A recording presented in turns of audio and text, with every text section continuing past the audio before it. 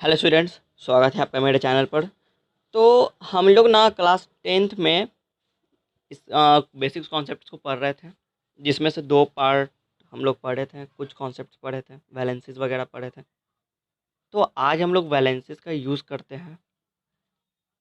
Valency का use करके हम लोग जनरली कंपाउंड ही का ही फॉर्मेशन कराते हैं, जो कि 10th क्लास के लिए बहुत ही ज़्यादा इंपॉर्टेंट है। ठीक है ना?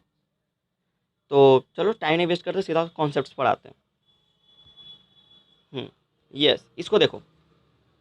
देखो क्या होता है, मैं आपको एक छोटा सा आपको एक बात बताता हूँ। जैसे कोई भी एक मान लो एटम है, कोई सा भी आपको जो मानना मान, उसमें क्या होता है, प्रोटॉन का जो नंबर होता है वो इलेक्ट्रॉन के नंबर के क्या होता है, बराबर होता है। ठीक है?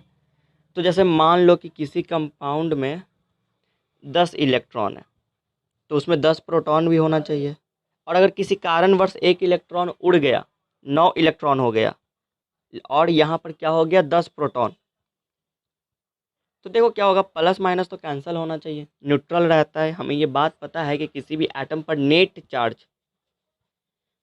चार्ज क्या होना चाहिए, ज़ीरो। पर यहाँ पर एक प्रोटॉन ज़्यादा है, यानी एक एक्स्ट्रा प्लस है, जिस वजह से एटम पर ये अब जो है नेट चार्ज वो क्या हो जाएगा, +1, क्योंकि प्रोटॉन ज़्यादा है। और कितना ज़्यादा है, एक।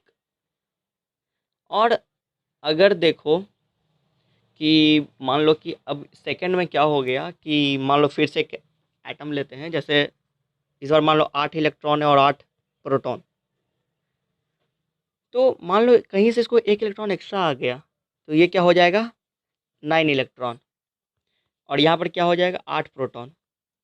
तो देखो हम लोग सभी जानते हैं कि नेट चार्ज क्या होता है, जीरो। लेकिन यहाँ पर क्या हो गया, एक इलेक्ट्रॉन जो है वो एक्स्ट्रा आ गया, जिस वजह से एटम पर जो नेट चार्ज है वो -1 आ जाएगा एक्स्ट्रा। अब माइनस इसलिए कहेंगे क्योंकि इलेक्ट्रॉन ज़्यादा है। ठीक है ना? तो इतना चीज़ हमको उम्मीद करते हैं आप लोग समझ गए होंगे। अब देखो वही चीज़ यहाँ पे लिखा हुआ जो मैंने आपको समझाया। क्या लिखा हुआ है, देखो। पॉजिटिव आयन, जिसको हम लोग क्या कहते हैं, कटायन। इस टर्म को याद रखना, कटायन बहुत बार यूज़ होने वाला है आने वाले चैप्टर्स में। Positive ion, a cation is positively charged ion with fewer electron than proton. इसका मतलब क्या हुआ, क्या हो गया कि नंबर ऑफ प्रोटॉन क्या है, ज़्यादा है। नंबर ऑफ प्रोटॉन क्या है, ज़्यादा है। अब यहाँ पर सोडियम का एग्जांपल लिया गया। सोडियम सोडियम में 11 इलेक्ट्रॉन होते हैं, इसका मतलब क्या हो गया, 11 प्रोटॉन। ठीक। और ऑक्टेट रूल मैंने आपको पढ़ाया था, तो उस समय क्या बताया था कि कोई भी एटम क्या करती है, अपने आप को स्टेबल करना चाहती है, अपना ऑक्टेट पूरा करना चाहती है, यानी 2 8 8 को क्या करना चाहती है, पूरा। ठीक। जिससे क्या होगा कि इसका जो बाहर में जो एक इलेक्ट्रॉन है, ये किसी और को क्या कर देगा, डोनेट। इसके बाद क्या होगा, इसमें तो एक इलेक्ट्रॉन का डेफिसिट हो गया। एक इलेक्ट्रॉन का यहाँ पर देखो, इस वाले ऑर्बिट में क्या हो गया, डेफिसिट हो गया। जिस वजह से यहाँ पर जो 11 इलेक्ट्रॉन थे, अब कितने हो गए, 10 इलेक्ट्रॉन। ठीक। और पहले जो 11 प्रोटॉन थे, उनका नंबर भी क्या है यहाँ पर, 11। इसका मतलब क्या हो गया कि यहाँ पर नंबर ऑफ प्रोटॉन क्या हो गए, ज़्यादा हो गए। कितना ज़्यादा हो गए, 1। कितना ज़्यादा हो गए स्टूडेंट्स, 1। तो जो +1 चार्ज हो जाएगा, लेकिन किस पर, सोडियम पर। तो जब भी आपको कहीं पर ऐसे लिखा हुआ मिले, जैसे कि Na+, इसका मतलब क्या हो गया कि इसने जो अपना एक्स्ट्रा इलेक्ट्रॉन था, जो वैलेंस इलेक्ट्रॉन था, इसको उन्होंने क्या कर दिया, डोनेट कर दिया। ठीक है ना? उन्होंने क्या कर दिया, डोनेट कर दिया। जिसके वजह से यहाँ पर जो चार्ज आया है वो क्या आया है, पॉजिटिव। हम उम्मीद करते हैं आप लोग को ये पॉजिटिव आयन कैसे बनता है या कटायन कैसे बनता है, ये आपको समझ में आ गया होगा। ठीक है ना? आगे बढ़ते हैं हम लोग। नेक्स्ट, अनायन। अनायन देखो सेम चीज़ है, बस यहाँ पे उल्टा होगा। देखो क्या होगा कि anion is negatively charge with more electron than protons. ठीक है ना? नंबर ऑफ इलेक्ट्रॉन्स क्या हो जाएंगे, ज़्यादा। जैसे एक एग्जांपल देता हूँ आपको, देखो क्लोरीन। क्लोरीन में कितना है, 2 8 7। ठीक। अब मैंने क्या बताया, कोई भी इलेक्ट्रॉन अपना क्या करना चाहती है, ऑक्टेट को कंप्लीट करना चाहती है, तो यहाँ पे एक इलेक्ट्रॉन क्या हो जाएगा, एक्स्ट्रा आएगा। तो पहले से जो 17 इलेक्ट्रॉन थे, अब कितना हो जाएगा 18 इलेक्ट्रॉन्स। और जो 17 प्रोटॉन था वो तो सेम का सेम ही रहेगा ना, 17 का 17 प्रोटॉन, जिससे क्या हो जाएगा एक इलेक्ट्रॉन का एक्स्ट्रा उस पर आ जाएगा, जिसकी वजह से क्या होगा ये जो क्लोरीन है इसके ऊपर एक नेगेटिव चार्ज आ जाएगा स्टूडेंट्स, ठीक है ना, एक नेगेटिव चार्ज आ जाएगा। तो वही कह रहा है यहाँ पर देखो, अगर आपको कहीं ऐसा दिखे Cl-, इसका मतलब ये है कि एक क्लोरीन एक एटम है जिसने एक इलेक्ट्रॉन को अपने अंदर एक्स्ट्रा लिया हुआ है, ठीक है ना, एक इलेक्ट्रॉन जो है वो एक्स्ट्रा लिया हुआ है, समझे। नेक्स्ट देखते हैं अब। ओके, अब तक जितना मैंने आपको ज्ञान दिया वो सब सिर्फ और सिर्फ इसी के लिए दिया था, सिर्फ और सिर्फ इसी के लिए। अब हम लोग को सबसे इंपॉर्टेंट कॉन्सेप्ट पढ़ना है formation of compound with two elements, ठीक है ना, formation of compound with two elements.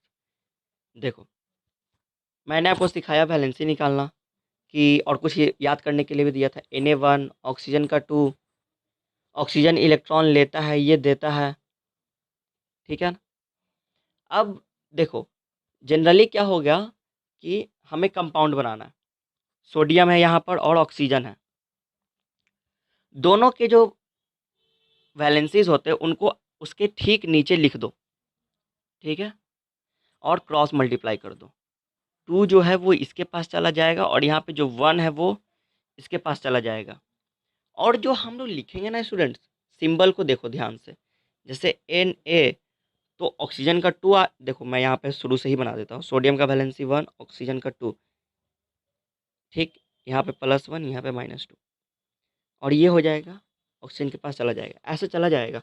तो जाने के बाद ना हम लोग कुछ इस तरीके से लिखेंगे Na2O, ये जो सिंबल है यहाँ पर उसका इस्तेमाल नहीं करते हैं, यहाँ पर उसका इस्तेमाल सिंबल का हम लोग नहीं करते कंपाउंड लिखने में। तो ये हो गया सोडियम। और अगर आपको याद हो तो मैंने पिछले पार्ट में बताया था कि ऑक्सीजन को जब अनायन हो जाता है वो O2- होता है, उसको ऑक्साइड पढ़ते हैं, ऑक्साइड याद है, और जो पॉजिटिव चार्ज आता है उसको सेम कहते हैं। तो यहाँ पर इसका नाम क्या हो जाएगा, सोडियम ऑक्साइड, ठीक है। आइए नेक्स्ट एग्जांपल को देखते हैं। नेक्स्ट है हमारा सोडियम और सल्फर, सेम है, इसका वैलेंसी हमने यहाँ लिख दिया, इसका वैलेंसी यहाँ लिख दिया, फिर क्रॉस मल्टीप्लाई कर दिए, ये इसके पास चला गया, ये इसके पास चला गया, बना क्या Na2S, Na2S। और पता है Na का होता है सोडियम और S का होता है सल्फाइड, तो इसका नाम क्या हो जाएगा, सोडियम सल्फाइड, ठीक है ना। आइए नेक्स्ट एग्जांपल देखते हैं। एल्युमिनियम का जो वैलेंसी होता है उसको नीचे लिख दो, क्लोरीन का जो वैलेंसी होता है उसको नीचे लिख दो, और फिर क्या करो, क्रॉस मल्टीप्लाई कर दो, सब में क्रॉस मल्टीप्लाई करते जाना है। इसके बाद क्या होगा, बनेगा क्या हमारा AlCl3। Cl को हम लोग पढ़ते हैं क्लोराइड, और एल्युमिनियम को हम लोग तो एल्युमिनियम पढ़ते ही हैं,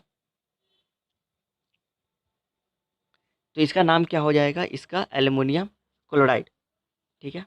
अब देखो एक कॉन्सेप्ट मैं आपको देता हूँ यहाँ पर, MgOH, याद करो अगर आप लोग मेरे वीडियोस देखते हो, और अगर नहीं देखते हो तो कोई बात नहीं, मैं डिस्क्रिप्शन में लिंक दे दूंगा, अब वहाँ जाकर चेकआउट कर लेना। मैंने कुछ इंपॉर्टेंट रेडिकल्स लिखवाए थे जिनका वैलेंसी भी वहाँ पे लिखा हुआ था, उसी में से एक था OH आयन, हाइड्रोक्साइड आयन इसको पढ़ते हैं, इसका वैलेंसी होता है -1, इसका वैलेंसी होता है 2। अभी तक हम लोग क्या कर रहे थे, इसके नीचे लिख रहे थे, पर देखो ध्यान से यहाँ पर OH तो साथ में है ना, यहाँ पर जो OH है ये तो साथ में है ना, तो इसका मल्टीप्लिकेशन इसके साथ होगा, इसका मल्टीप्लिकेशन इसके साथ होगा, तो Mg तो 1 तो होगा ही होगा, लेकिन हम लोग 1 जनरली लिखते नहीं है, लेकिन ये जो OH है इसको हम लोग क्या करेंगे, साथ में लिखेंगे ब्रैकेट में OH2, ठीक है ना, OH2। चलो, और इसका नाम क्या हो जाएगा, Mg का मैग्नीशियम नाम होता है, मैग्नीशियम, और OH का हाइड्रोक्साइड, क्या होगा, हाइड्रोक्साइड, ये इसका नाम हो जाएगा। अगर आप लोग नोटबुक बना रहे हो तो नाम भी लिखते जाना, कोई दिक्कत नहीं है। नेक्स्ट, फॉर्मेशन ऑफ कंपाउंड और उसका कुछ नाम, जैसे देखो यहाँ पर आपको क्वेश्चन दे देगा कि कैल्शियम ऑक्साइड का, या चलो हाइड्रोक्साइड ही जो क्वेश्चन है वही लेता हूँ, हाइड्रोक्साइड का फॉर्मूला क्या होता है वो लिखो। अब बोलोगे सर कैसे होगा, हम बोलेंगे ठीक है टेंशन नहीं लेना, सब कुछ आपको पता है, बस थोड़ा सा दिमाग लगाना। कैल्शियम का आप लिखोगे Ca, हाइड्रोक्साइड का OH, वैलेंसी तो पता है आपको, कैल्शियम का 2, हाइड्रोक्साइड का 1 -1, इसका +2। इसको इससे मल्टीप्लाई कर दो, इसको इससे मल्टीप्लाई कर दो, इस 2 को OH से मल्टीप्लाई कर दो, इस -1 को आप Ca के साथ मल्टीप्लाई कर दो, ठीक है ना। जिससे क्या होगा, जिससे क्या होगा कि Ca1 और OH2, एक बार क्लियर करके लिख देता हूँ, CaOH का होल 2, समझे, ये हो गया। नेक्स्ट देखते हैं हम लोग अब सोडियम कार्बोनेट, फिर से देखते हैं सोडियम कार्बोनेट, मैं यहाँ पे लिख लेता हूँ सोडियम कार्बोनेट। सोडियम का तो पता है Na, कार्बोनेट का पता है CO3, इसका वैलेंसी 1, इसका वैलेंसी 2, क्रॉस मल्टीप्लाई कर दो, कुछ दिमाग ही नहीं लगा, क्रॉस मल्टीप्लाई कर दो, जिससे क्या हो जाएगा, यहाँ पर इसका बनेगा Na2CO3, क्या बनेगा Na2CO3, ये इसका क्या हो जाएगा कंपाउंड का नाम, ठीक है ना। देखो वही चीज़ है, फार्मूला, इसका वैलेंसी या चार्ज कितना है, इसका वैलेंसी या चार्ज कितना है, क्रॉस मल्टीप्लाई किया हुआ है, ठीक है ना। देख लो, तसल्ली से देख लो, और अगर मन करे तो ये लो स्क्रीनशॉट भी ले लेना, कोई दिक्कत नहीं है, ठीक। और देखो कुछ और कंपाउंड्स करते हैं। यस, कैल्शियम ऑक्साइड जो मैं पहले ले रहा था पर दिया ना, हाँ ये एग्जाम्पल ना थोड़ा ध्यान से समझना, ठीक है ना। कैल्शियम ऑक्साइड को,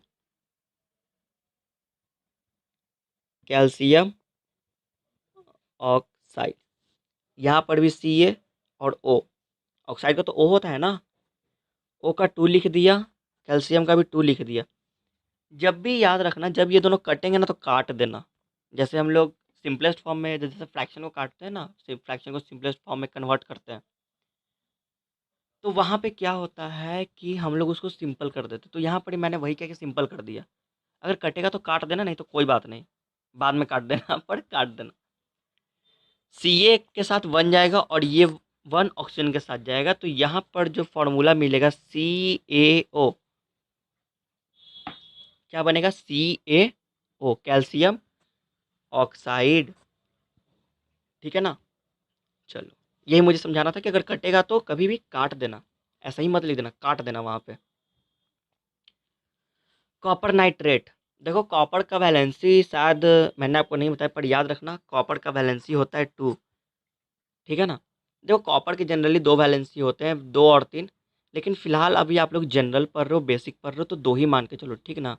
कॉपर का वैलेंसी होता है 2, कॉपर का वैलेंसी कितना होता है 2, और नाइट्रेट का कितना होता है 1, क्रॉस मल्टीप्लाई कर दो, Cu के साथ 1 चला जाएगा, और NO3 पूरा है ना, है NO3 पूरा, तो इन सभी के साथ 2 लगेगा, सबके साथ 2 लगेगा, ठीक है। चलो ठीक है। तो हम उम्मीद करते हैं और कि आप लोग पूरा समझ में आया होगा। क्लास 10th के लिए केमिस्ट्री में जितना बेसिक्स कॉन्सेप्ट चाहिए थे मैंने सभी आपको बता दिया। अगर आप लोग को समझ में नहीं आता है तो मुझे कमेंट करके ज़रूर बताना। और अगर आपको सारे कॉन्सेप्ट्स अच्छे लगे, समझ में आए हो, तो वीडियो को लाइक कर देना भाई, शेयर कर देना फ्रेंड्स के साथ, और चैनल को सब्सक्राइब करके बेल आइकन दबा देना ताकि आपको आने वाले वीडियोस की नोटिफिकेशन मिल सके, ठीक ना। और अगर आपके कोई भाई 6, 7, 8 क्लास में है और वो अभी पढ़ नहीं पा रहे हैं, तो मैथ के मैंने 1 या 2 चैप्टर्स अभी कंप्लीट किए हैं, आगे भी कर रहे हैं। तब तक के लिए वीडियो को लाइक कर देना, शेयर कर देना, और अगर हमारे और वीडियोस देखना चाहते तो डिस्क्रिप्शन में लिंक भी दिया हुआ है, आप ज़रूर चेकआउट जाके करें। तब तक के लिए thank you so much for watching my video, signing off.